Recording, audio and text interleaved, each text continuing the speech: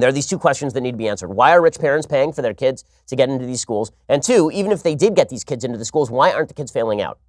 Why aren't the kids failing out? Because presumably they're unqualified. And what we have seen from many affirmative action programs all over the country is that when people who are not generally qualified to get into a university, get into that university, dropout rates tend to be much higher than the general population. But here's the thing. Those dropout rates are not universal. Right? Those dropout rates are still relatively low. So why aren't these kids getting kicked out for not being up to snuff?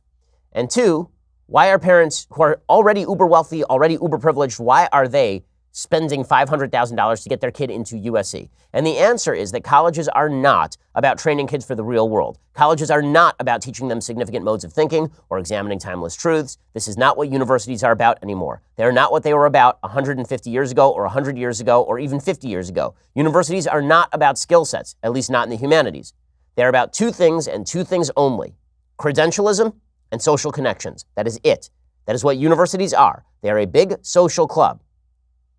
Now, so let's discuss each of these in turn, because this really does have a pretty vast impact on American society and on the bifurcation of American society into the sort of intellectual contingent, the white-collar contingent, and those dummies who didn't go to college. You know, that's the attitude of the intelligentsia. And it's a wrong attitude. It's not correct. It's a foolish attitude. But it's an attitude reinforced by the colleges themselves. So in our society, let's talk about credentialism first. In our society, there's an easy way to be perceived as intellectually meritorious. There's a way of being perceived as smart. You point to your degree. Right? People don't take out their IQ scores or their SAT scores and hit each other with that, but they will take out their degree and do it all the time. In fact, when I was at Harvard Law, this was literally, we had a name for this. It was called dropping the H-bomb. In the middle of a conversation, you would drop the H-bomb. You'd say, oh yeah, I went to Harvard. Even today, when people ask where you went to law school, there's like a puff of pride and you go, oh, I went to Harvard Law School. It's like, oh, wow, he must be very smart. He went to Harvard Law School. That's the way everybody thinks of college these days. My business partner, Jeremy Boring, went to a music school. He dropped out after a couple of years. Jeremy now makes a lot of money. He's a very successful guy. He runs a business that has 100 employees. Well, just a few years ago, he was in a conversation with a very well-known right-wing figure who is not a good human being. And this well-known right-wing figure had never met Jeremy before, and they were in a bit of a conflict over an option for a film. And this right-wing figure called up Jeremy and started asking him about his background.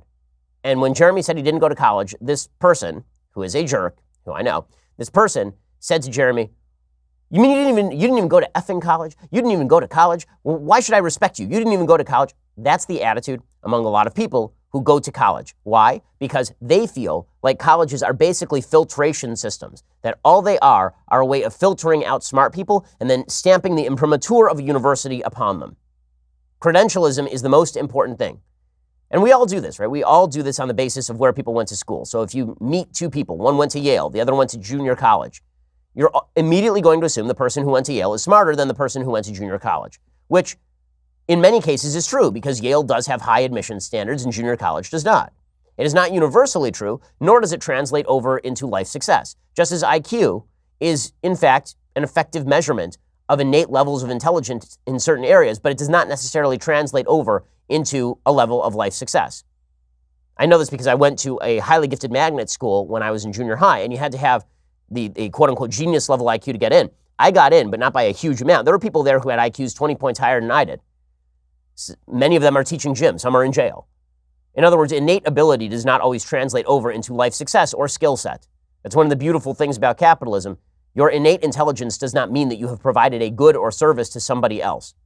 It just means that you have the capacity to do certain things. So in any case, colleges are designed for thing number one, credentialism, so that you can brag about where you went to school. And then thing number two they're designed for is social connections. Social institutions in the United States have been fading over time. It used to be that most of us had our social connections with other people through a couple of different institutions, church and work. Most of the people at my office who hang out with each other in their spare time, right, their social connections, their social fabric is created by the fact that they work with others. But before that, predating that, going back to when they were a teenager, most people's social connections came from school or came from their church. Well, as churches declined and as schools became less and less of a binding commitment, particularly public schools, as parents became less and less involved, as the federal government became more and more involved. Social fabric tended to disappear. And so, in essence, what has happened is that colleges have become a rebuilt social fabric.